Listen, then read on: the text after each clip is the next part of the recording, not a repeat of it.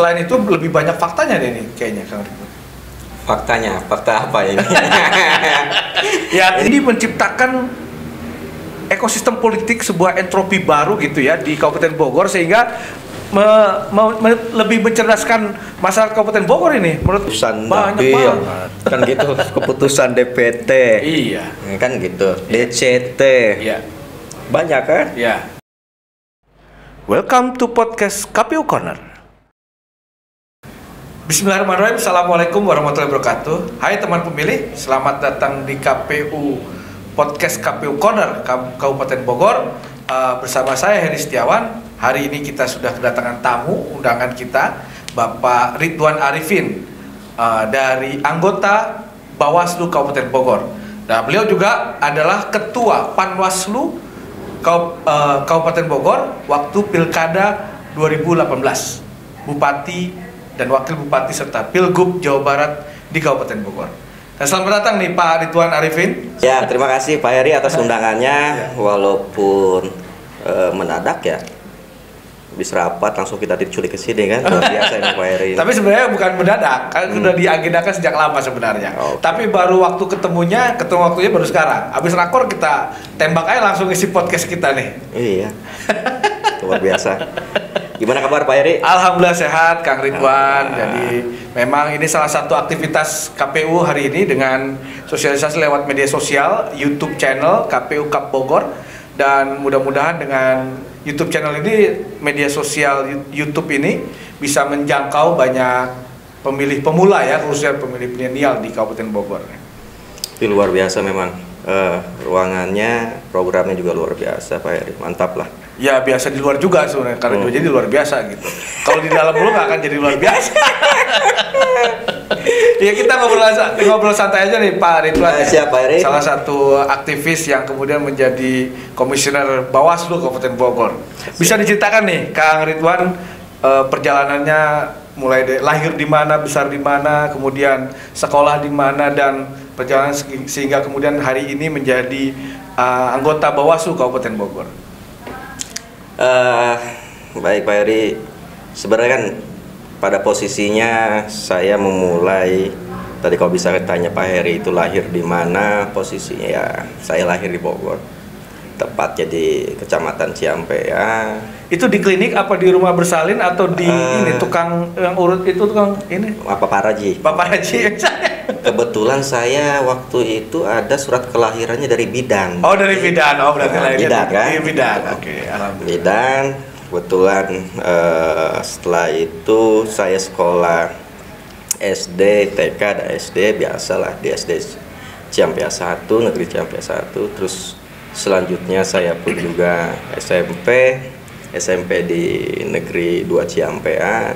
Selanjutnya sekolah di SMK dan melanjutkan ke perguruan tinggi di UIK kebetulan. Dan setelah itu langsung tidak langsung jadi penyelenggara pemilu. Langsung jadi penyelenggara pemilu. Banyak aktivitas lain dulu sebelumnya. Betul. Sempat juga di pemantau, waktu itu ada pemantau rektor dan yang lain-lain lah. Oh, forum rektor ya. Rektor itu. Nah, ada kesempatan di 2018 kalau nggak salah ya. Ya. 2019 saya menjajal di Panwas untuk itu. Dan alhamdulillah sampai sekarang diamanahi di Bawaslu juga. Begitu Pak Heri. Berarti kan Kang Ridwan ini menjabat dari transisi nih. Di masa transisi ini. Dari sebelumnya badan ad hoc Panwaslu, kemudian sekarang menjadi badan yang permanen, Bawaslu. Betul. Nah, mungkin ada suasana berbeda nggak dengan perbedaan status itu? Suasana berbeda mungkin pada posisinya terkait dengan kelembagaan, jelas lah ya. Kelembagaan kalau misalkan Panwas itu sifatnya ad hoc dan Bawaslu permanen, itu satu. Terus yang kedua terkait dengan komposisi mungkin yang agak berbeda. Di Panwas itu kan cuma 3 orang. Nah, di Bawaslu ini kan 5 orang. Jadi perbedaannya hanya pada posisi status dan personil saja, ditambah memang sekarang ada tambahan lagi terkait dengan tugas dan fungsinya Bawaslu terkait sengketa proses pemilu. Sengketa proses pemilu. Jadi itu berbedanya ya. Berbeda karena Oke. divisi baru ya. Oke. Proses pemilu itu ya memang masih baru dan tentunya kemarin pun juga di 2019 ada beberapa lah partai mengajukan permohonan sengketa proses pemilu kepada Bawaslu dan alhamdulillah ada 5 permohonan kita melaksanakan itu dan selesai. Dan selesai, artinya selesai di Kabupaten Bogor atau selesai di tingkat yang lebih lanjut itu? Untuk pengawas untuk sengketa proses ini selesai di Bawaslu. Di Bawaslu Kabupaten Bogor ya. Oke. Nah, dengan perjalanan itu Kang Ridwan, bagaimana Pak Ridwan atau Kang Ridwan ini sebenarnya sahabat ya sebenarnya jadinya udah kenal jadi manggilnya Kang Ridwan aja. Oh, siap. Teman pemilih kita. Melihat perjalanan politik ya atau yang namanya mungkin ekosistem di Kabupaten Bogor, suasana politik ini sebenarnya seperti apa nih Kang Ridwan? Kalau saya Apalagi kan Kang Ridwan ini kan sebagai ketua Panwaslu waktu pilkada nih, pasti ada dinamika nih. Bisa diceritakan sedikit nggak? Itu aja dulu deh, nanti baru ke ekosistem dah ceritanya. ini emang luar biasa di Kang Eri. Terkait dengan tapi alhamdulillah lah kalau misalkan saya melihat secara pribadi ya pada posisinya terkait dengan suasana di politik di Kabupaten Bogor itu saya rasa semuanya pada posisinya elit-elit politik dan kawan-kawan yang lain yang berkepentingan di pilkada maupun di pileg pilpres itu pada dewasa semua. Oh, dewasa ya? Dewasa semua bisa menyikapi terkait dengan isu atau permasalahan itu secara dewasa. Kan kayak gitu. Dan kami pun juga sangat bersyukur lah terkait dengan pendewasaan untuk kami pun juga khususnya di Bawaslu dan kawan-kawan di Kabupaten Bogor gitu. Nah, kalau misalnya dewasa seperti itu, apakah itu menjadi indikasi bahwa kualitas demokrasi di Kabupaten Bogor menjadi lebih baik begitu? Kalau misalkan salah satu faktor untuk itu kemungkinan besar ya. Oke. Karena bagaimanapun juga pendewasaan ini sangat penting dalam hal menyikapi isu-isu yang tentu kita harus telaah dulu apakah itu hoak atau emang fakta seperti itu. Jadi memang perlulah terkait dengan itu. Nah, bagaimana Bawaslu menelusuri membedakan antara fakta dan hoax misalnya? Nah, itu gimana caranya itu? Mungkin ada teknik atau ada regulasi yang bisa memeriksa itu misalnya terkait dengan pemilu dan pilkada misalnya. Nah, kalau misalkan terkait dengan fakta atau hoax kan itu.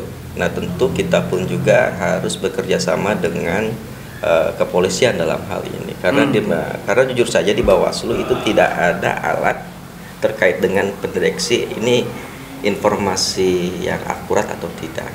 Makanya kita perlu kerjasama dengan instansi yang lain dalam hal ini adalah kepolisian untuk meneliti terkait dengan isu yang tersebar itu hoax atau tidak.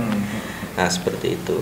Nah, kalau misalkan pada posisinya bukan di media sosial, tentu kita akan ngecek kebenaran ini melalui terjun langsung ke lapangan, benar atau tidak informasi yang kita dapatkan.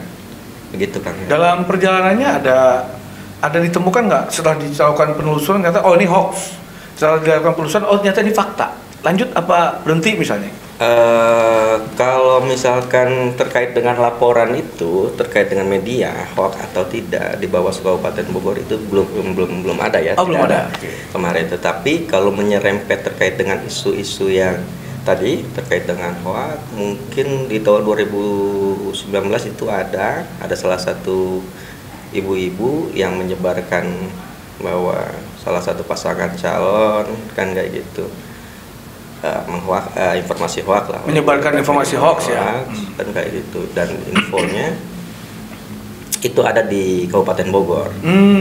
Tetapi pas kita cek segala macam kerjasama dengan kepolisian ternyata bukan di Kabupaten Bogor itu lokasinya, melainkan daerah yang lain.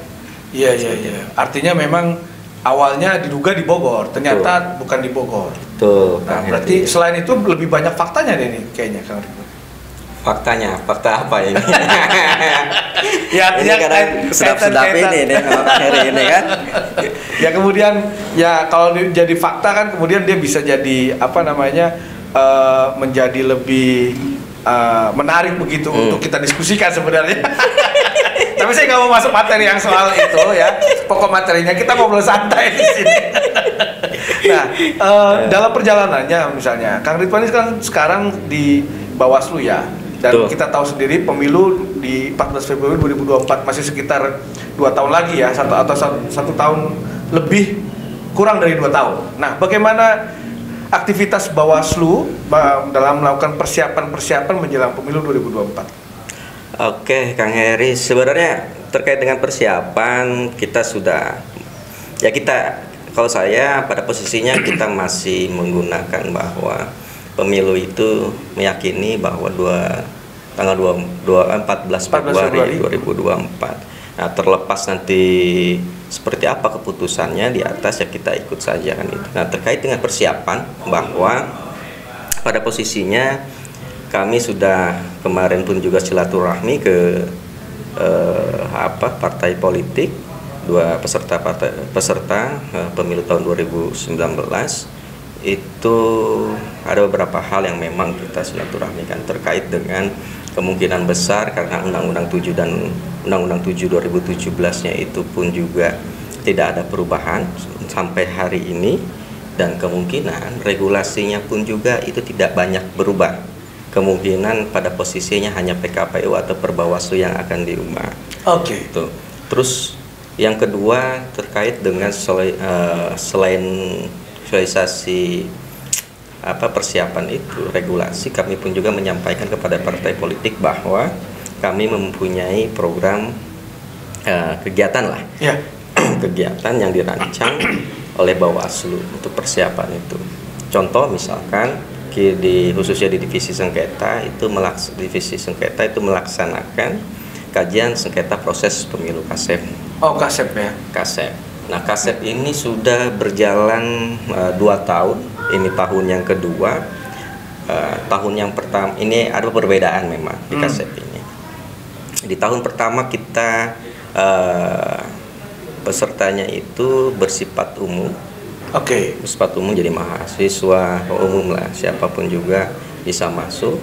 Dan tadi kita pun juga dalam melaksanakan ini ada beberapa hal yang memang kita harus tujuannya itu untuk meningkatkan atau partisipasi publik lah nanti terkait dengan pemilu.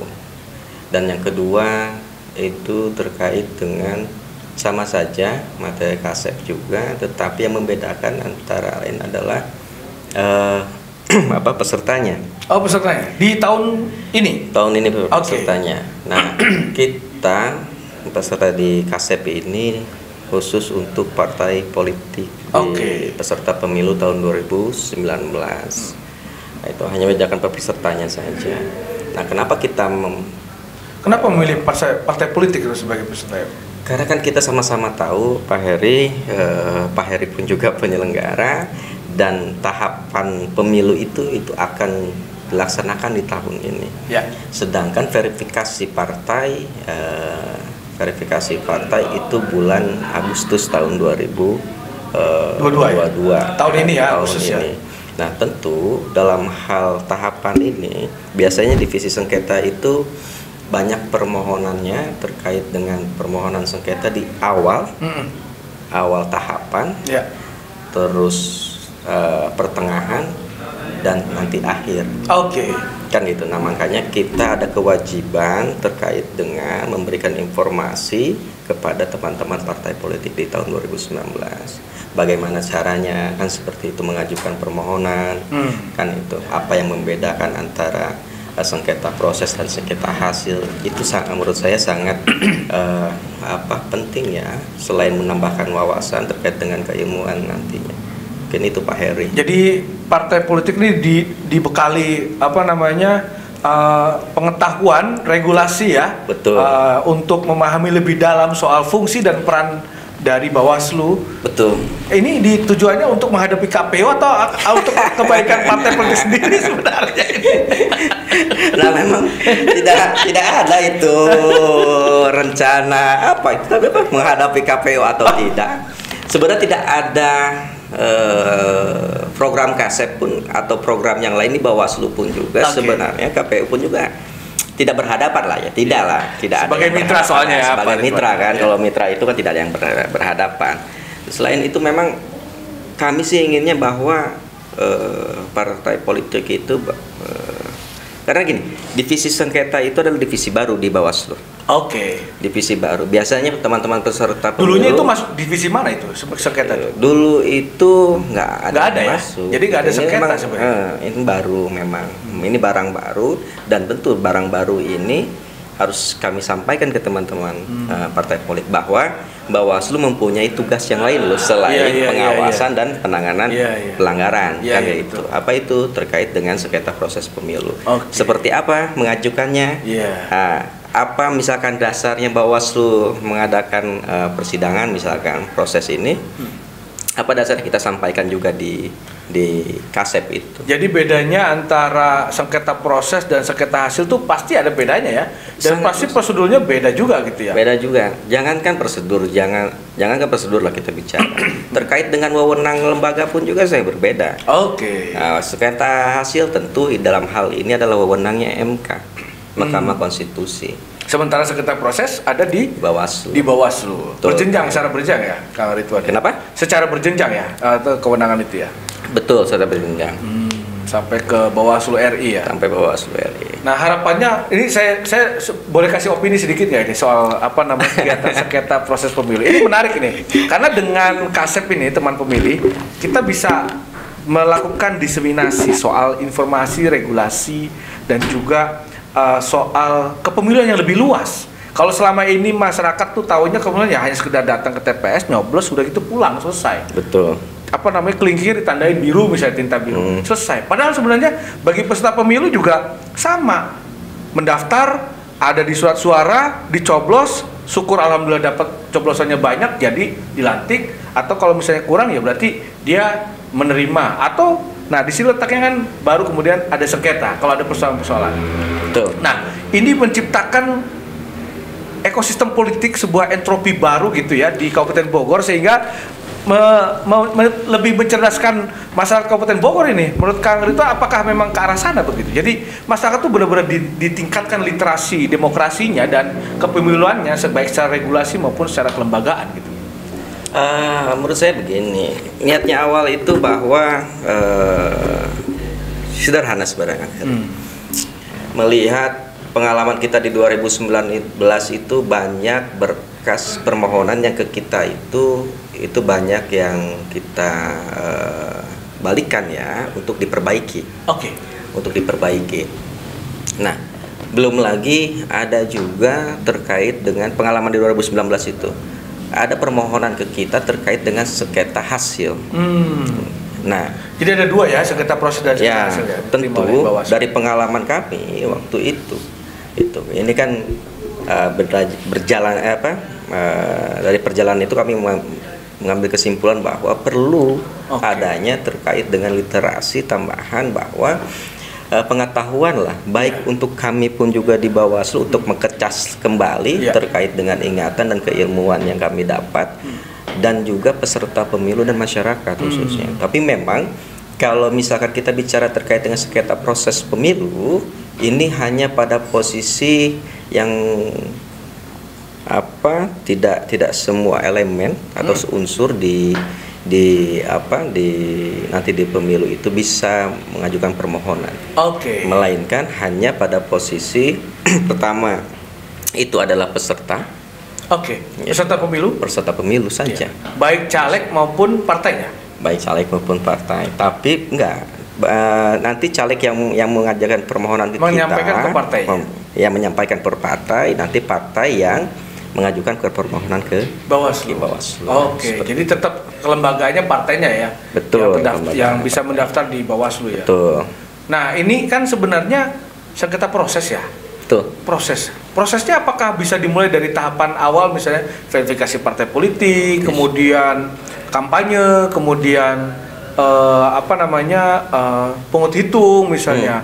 Nah, di mananya aja? Apa memang hanya pada tahapan pemilu tertentu itu yang kemudian dijadikan sebagai berpeluang jadikan sengketa proses pemilu itu? Baik Kang Heri, terkait dengan peluang itu sebenarnya setiap mau tadi kan saya bilang di awal, di pertengahan maupun di akhir pun juga bisa mengajukan permohonan. Karena apa? Karena objeknya itu adalah keputusan KPU atau berita acara KPU. Kan itu. Jadi itu yang menjadi materi utama. Materi utamanya. Sebagai bekal untuk bisa diajukan sengketa proses. Betul, itu. Terus yang kedua terkait dengan misalkan di sengketa proses ini kan ada dua. Sengketa peserta dengan penyelenggara, dalam hal ini KPU. Ya. Dan satu lagi itu sengketa peserta antar peserta. Di bawah. Nah, kalau misalkan tadi bicara konteksnya terkait dengan KPU di tahapan di mana? Setiap tahapan itu ya? Iya, setiap tahapan atau setiap KPU mengeluarkan keputusan atau berita acara yang menurut peserta pemilu itu merugikan, gitu loh. Ya, itu bisa diajukan ke kita. Dan setelah kan banyak itu kalau misalkan minta keputusan banget. Kan gitu, keputusan DPT. Iya. Kan gitu. DCT. Iya. Banyak kan? Ya. Nah, makanya itulah masa kampanye, lokasi kampanye, dana kampanye, banyak sekali lah, banyak banget itu Kang Ridwan. Semua itu bisa disengketakan itu ya. Nah, kira-kira putusannya kira-kira apa tuh? Apakah bisa kami ini penjara atau gimana ini? Atau mereka bisa dipidana atau memang hanya digugat perdata atau gugatan administrasi gitu misalnya? Putusan administrasi misalnya. Kalau di sengketa proses pemilu itu tidak masuk ke konteks atau unsur pidana, tidak. Tidak, kita hanya pada posisi administrasi yang tentu nanti keputusan apapun juga yang kami buat bahwa nanti kami putuskan misalkan A, dan tentu itu harus ditindaklanjuti oleh KPU. KPU ya. Kalau misalnya itu berkaitan dengan KPU. Kalau berkaitan dengan partai politik, antar sama partai politik. Nah, kalau antar sama partai politik, gitu, antar peserta, bukan partai politik ya, antar peserta. Itu bisa, itu disebutnya adalah sengketa cepat, Kang Heri. Sengketa cepat ya. Cepat kita berusaha mungkin itu membuat perdamaian lah. Mediasi jadi. Mediasi sifatnya itu mediasi dan berkesepakatan. Nanti kesepakatannya dituangkan di berita acara lalu disahkan di Panwas atau di Bawaslu. Seperti itu. Dan memang untuk sengketa antar peserta ini memang harus dituntut cepat. Nggak bisa juga kan kalau misalkan sengketa peserta antar penyelenggara ini kan waktunya 12 hari. Tapi kalau misalkan di sengketa cepat diusahakan hari itu juga selesai. Jadi nggak ada batas waktunya, justru secepatnya. Tidak ada 7 hari atau 5 hari, 3 hari secepatnya. Secepatnya harus selesai, tetapi ingat tidak. Jadi kan tadi bilang oleh saya bahwa yang bisa masuk ke sengketa proses ini itu yang tidak ada unsur pidananya. Nah, kalau misalkan ada unsur pidananya berarti itu masuk ke pelanggaran. Pelanggaran kan gitu. Pelanggaran pemilu ya. Ya, beda lagi tuh kamarnya tuh. Iya benar, kamarnya beda lagi tuh. Kamarnya beda lagi. Iya betul. Tracknya beda lagi tuh ya. Beda lagi. Dan nanti itu lebih dinamis lagi kayaknya. Atau sama juga dinamikanya yang terjadi di antara sengketa proses, kemudian pidana pemilunya, kemudian juga sengketa hasil, kemudian ada penindakan misalnya, itu beda-beda itu dinamikanya. Dinamikanya hampir sama lah semua. Cuman yang membedakan tadi kamarnya. Misalkan untuk pidana ya berarti kan masuknya ke Gakumdu. Kita sama-sama tahu di Gakumdu itu ada 3 unsur di dalamnya. Bawaslu, kepolisian, dan kejaksaan. Kan kayak gitu. Tetapi terkait dengan administrasi, penanganan administrasi, misalkan pelanggaran administrasi, itu adalah wewenangnya Bawaslu full secara lembaga. Kan gitu. Nah, sama saja dinamikanya, menurut saya sama saja terkait dengan tadi mau pidana, mau administrasi maupun sengketa proses itu sama sebenarnya.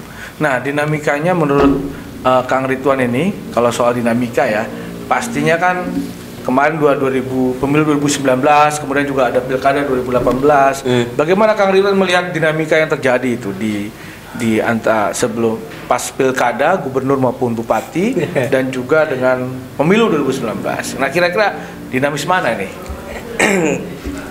Dinamis mana Kang Heri ya? Iya.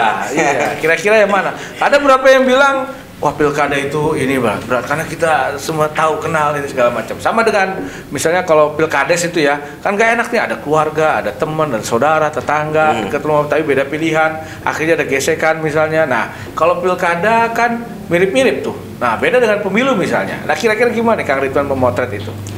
Kalau saya melihatnya pilkada dengan pileg, pilpres, posisi melihatnya seperti ini. Saya melihat bahwa kalau pilkada itu calonnya itu paling banyak berapa sih? 7 atau 8 orang. Oke, itu kan kayak gitu. Pasangan ya? Pasangan. Nah, kalau misalkan pileg, presiden jelas lah ya. kan gitu, sama pasangan juga.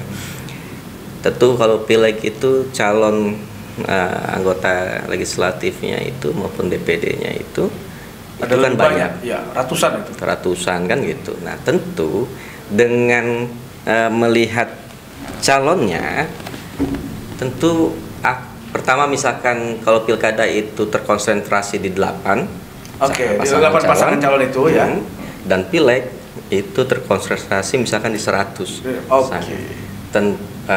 Jadi kalau misalkan saya melihat seperti itu, bahwa tentu terkait dengan dinamikanya dalam hal ini dinamika pada posisi tadi Kang Heri apa? Apa ya? Ya, lebih dinamis mana kira-kira antara pilkada maupun pemilu misalnya? Sebenarnya sama sih, sama aja, cuman memang terkait dengan kondisi di masyarakat di bawah. Nah, bisa dibaca lah di 8 dengan 100 kan lebih yang mana kan? Lebih banyak 100 berarti ya. Artinya lebih dinamis yang pemilu gitu. Dibanding pilkada ya. Betul. Oke. Nah, mudah-mudahan memang ke depan ini dinamikanya apakah lebih dinamis atau landai-landai aja nih mungkin Kang Ridwan berharapnya nih, harapannya? Ya harapan saya nggak bisa juga bicara dinamis atau landai-landai aja kan. Ini Kang Heri kadang-kadang. Harapan saya sebenarnya begini Kang Heri. Kalau lebih dinamis kan biasanya lebih hidup gitu kan. Ada yang menciptakan karena dinamika gitu kan. Nah, kita kan nggak tahu siapa yang menciptakan dinamika itu. Nah, maksud saya bahwa ya selama ini kan ya namanya politik tuh ada yang selalu mengambil keuntungan di tengah persoalan-persoalan yang muncul. Nah, ini kan biasa terjadi lah dalam dunia politik, apalagi bersinggungan dengan penyelenggara pemilu, pasti kan bersinggungan juga dengan dinamika politik itu gitu. Nah, itu yang saya maksud tadi, jadinya harapannya ke depan apakah mau landai-landai aja atau mau semakin dinamis atau ya biasa aja lah gitu kayak kemarin-kemarin misalnya gitu.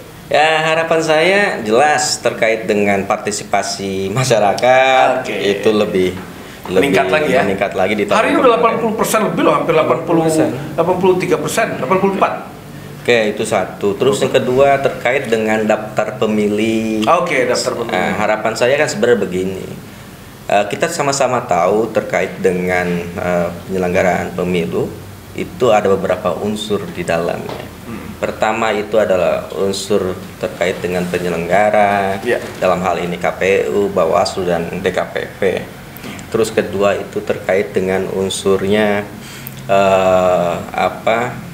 peserta, ya kan, peserta pemilu ya. Betul, peserta pemilu. Dan yang ketiga adalah unsurnya adalah pemilih. Pemilih. Betul. Jadi memang kalau saya berharap bahwa ke depan terkait dengan daftar pemilih ini itu bisa lebih berintegritas, berkualitas, lebih banyak posisi bahasanya itu Kang Heri. Banyak berpartisipasi lah. Lebih menggunakan hak pilihnya ya. Betul, berpartisipasi dalam menggunakan hak pilih dan juga untuk mengawal DPT ini.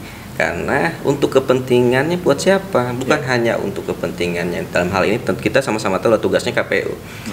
Bawaslu pada posisi mengawasi terkait dengan jalannya itu. Tetapi kalau bicara terkait kepentingan data pemilih ini bukan hanya dua lembaga tersebut, tetapi masyarakat pun juga mempunyai kepentingan di situ. Nanti bagaimana kalau misalkan tidak terdaftar di DPT, dia datang ke TPS untuk menyalurkan hak suaranya seperti apa? Dan juga peserta partai politik pun juga.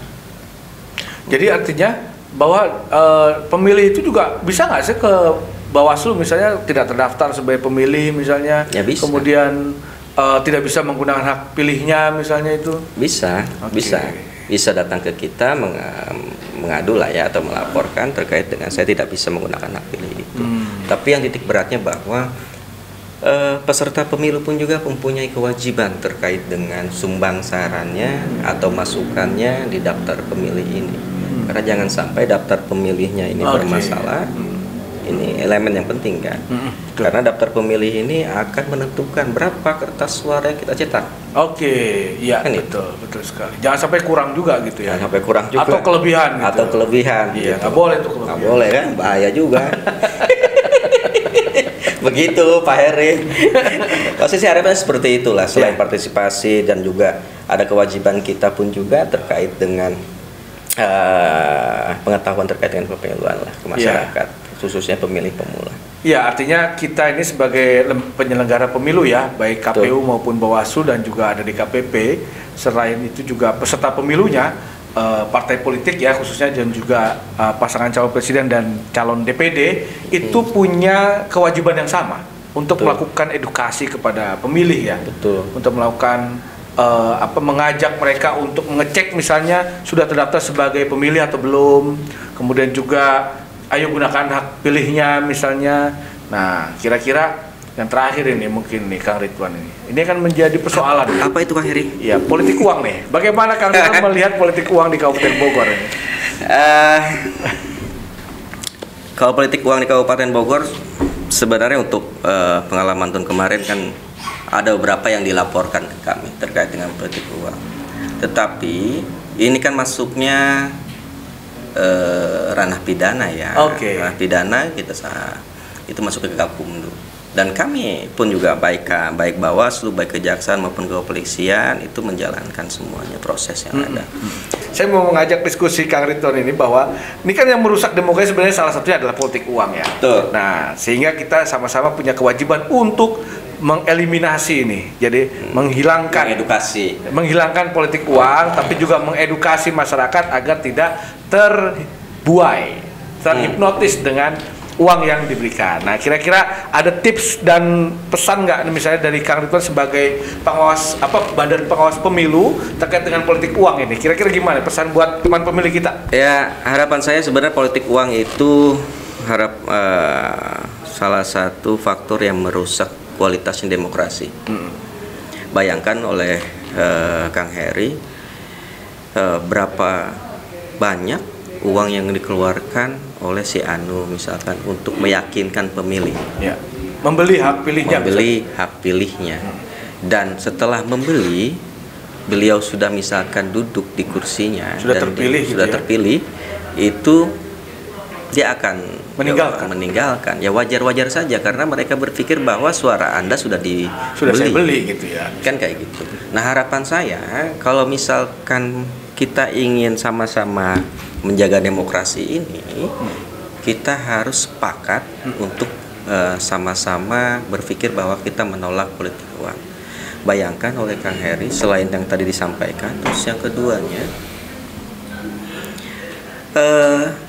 misalkan ada calon yang pada posisinya mempunyai visi misi yang baik, yang bagus, terkait dengan nanti saya misalkan ke depannya seperti apa. Cuman si calon ini tidak bisa memberi uang, gitu loh. Nah, tapi kan yang dilihat bukan visi misinya atau janjinya ke depan, melainkan uangnya. Dan akhirnya yang rugi siapa? Masyarakat juga. Dia suaranya sudah tergadai selama 5 tahun. Kan gitu, dan tidak bisa juga menuntut sesuatu. Seperti itu. Itu harapan saya seperti itulah. Harapan kami di Bawaslu bahwa politik uang akan merusak demokrasi, kualitas demokrasi, dan tentu ayo sama-sama kita memerangi itu atau menolak itulah terkait dengan. Padahal kalau dihitung-hitung itu kalau misalnya satu kali misalnya dapat uang katakanlah misalnya 50.000 misalnya untuk memilih salah seorang misalnya untuk menjadi salah satu anggota DPR atau DPRD ya. Nah, itu kan kalau dibagi selama 5 tahun itu paling cuma berapa perak gitu ya Kang Ridwan. Sayang sekali gitu ya artinya ya. Sayang sekali gitu dengan misalkan contoh 5 perak atau jangan 5 perak, 500 rupiah saja. Gitu, 500 rupiah itu kan sayang. Dan ingat bahwa yang nanti menjadi calon legislatif ataupun calon yang lainnya, maupun DPD maupun misalkan pilpres presiden, wali kota atau bupati, itu harus orang yang harus yang punya uang. Oke. Gitu. Sedang kan yang tidak punya uang nggak bisa. Tidak punya uang gimana? Iya betul. Sedang. Padahal dia mempunyai visi misi yang bagus. Iya. Kan gitu. Ini kan sayang. Gitu. Akhirnya merusak lah semuanya. Tapi apakah politik uang ini bisa dihilangkan? Kalau misalkan menghilangkan sekaligus itu akan sulit lah kita. Tetapi gitu. Karena kata Kang Heri itu terkait dengan frekuensinya atau jumlahnya kita elemnya kurang. Iya. Ya kan gitu. Nah, makanya apa tugas kita? Kan banyak nih yang bertanya terkait dengan apa sih tugas KPU dan Bawaslu selain di tahapan pemilu kan itu. Iya. Tahapannya adalah kami pada posisi hari ini adalah sosialisasi. Penguatan literasi, edukasi dan yang lain-lain selain daftar pemilih berkelanjutan. Oke. Begitu. Nah, saya mau terakhir ini, Kang Ridwan. Saya mau memperkenalkan ada terakhir mulu. Udah banyak terakhirnya ya. Saya mau memperkenalkan sebenarnya ada 3 buku kami sudah buat di KPU nih. Yang pertama yang ini potret pemilu serentak 2019. Ini yang di 2019 ya. 2019 jadi 2020 2024 itu. Ini 2021. 2 buku nih. Ya. 2 buku yang 2021. Ini simulasi proyeksi penataan dapil DPRD Kabupaten Bogor 2024. Mungkin nanti ini teman-teman tim podcast media sosial bisa di zoom. Nah, kemudian juga ada buku elektoral logistik manajemen. Nah, ini soal pengolahan logistik ya. Soal gudang ya, soal surat suara, suara. Nah, ini ada di buku ini nih. Jadi kami ini membuat semacam SOP gitu ya. Ini kan sebagai sebuah riset manajemen logistik pemilu, riset. Mudah-mudahan ini bisa membantu proses nanti di pemilu 2024. Nah, bagaimana Kang Ridwan melihat misalnya apa yang sudah kami hasilkan ini ya, saya kira. Jadi mungkin bisa menstimulasi juga agar Bawaslu menerbitkan buku yang sama begitu. Oh ya. Dengan judul yang berbeda. Terkait dengan buku ya, maksudnya. Ya. Buku jelas lah. Kita bagus lah melihat. Ini kan ada pertama ini. Adalah aja soalnya ini bagus lah gitu. Jadi kayaknya nggak ikhlas gitu, kayaknya. Agak kepaksa gitu. Bagus ya, bagus ini, mantap ini, misal begitu. Ini bagus lah gitu. Kayak setengah-setengah gitu, setengah kopling. Emang bagus kayaknya. Bagus karena bagaimanapun kerjaan ini kan kerjaan yang sudah dan yang akan datang kan. Iya, betul sekali. Nah, ini sangat bagus juga terkait dengan bagaimana kerjaan-kerjaan yang sudah dan yang akan itu terdokumentasi. Oke. Kan minimal itu menjadi bahan referensi untuk penyelenggara nanti. Iya, betul. Kan 2024 betul. Kan itu. Tidak hanya penyelenggara sebenarnya, akademisi misalkan kan gitu. Dan juga skripsi, buat teman-teman mahasiswa juga buat skripsi, tesis, disertasi gitu ya, bisa mengutip ini ya. Itu. Baik nih, Kang Ridwan, hatur nuhun pisan sudah meluangkan waktunya, luar biasa ini. Dan kami sangat bangga ya bisa kedatangan teman-teman Bawaslu dan mau mengisi podcast KPU Corner karena emang agak susah nih minta Bawaslu. Khawatirnya itu kita dikritisi terus gitu. Minta-minta surat keluar. Ini melanggar misalnya gitu. Tapi sebelum ditutup lah Kang Heri. Iya sih. Tadi kan Kang Heri nanya Bawaslu lah bikin buku kan gitu. Iya. Mudah-mudahan ada tuh.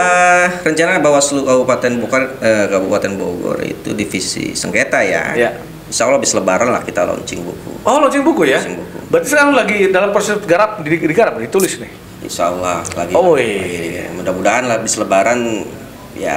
Habis kemungkinan kan kita tidak bisa seperti ini kan. Iya. Kalau ada hardcover kayak gini kan. Oh enggak, tenang aja. Kalau ini bukunya dimasukkan ke dalam web. Ada, digitalnya ada. Nah, maksud tinggal saya download. Kemungkinan besar kita pun juga akan pakai digital. Oh, digital. Yeah. Akan lebih lebih bersahabat lah. Lebih bersahabat. lebih hemat dan lebih peduli pada lingkungan. Betul. Go green. Oh, Ya, iya, jadi iya, kita iya. ini peduli pada climate change gitu ya. Jangan kemudian meskipun kertasnya juga mungkin yang sudah recycle gitu, tapi lebih baik lagi kalau dengan digital aja. Betul. Lebih murah soalnya. Baik, Kang Ridwan, terima kasih nih. Baik, waktunya. terima kasih, Kang Ri. Teman pemilih, kita sudah ngobrol panjang lebar dengan Kang Ridwan Arifin, Ketua Divisi Sengketa Pemilu Bawaslu Kabupaten Bogor.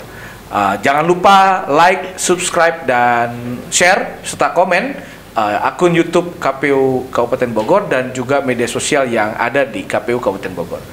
Dari saya, Heri Setiawan, mengucap undur diri. Assalamualaikum warahmatullahi wabarakatuh. Salam better. Salam better kita kan. Oke, terima kasih.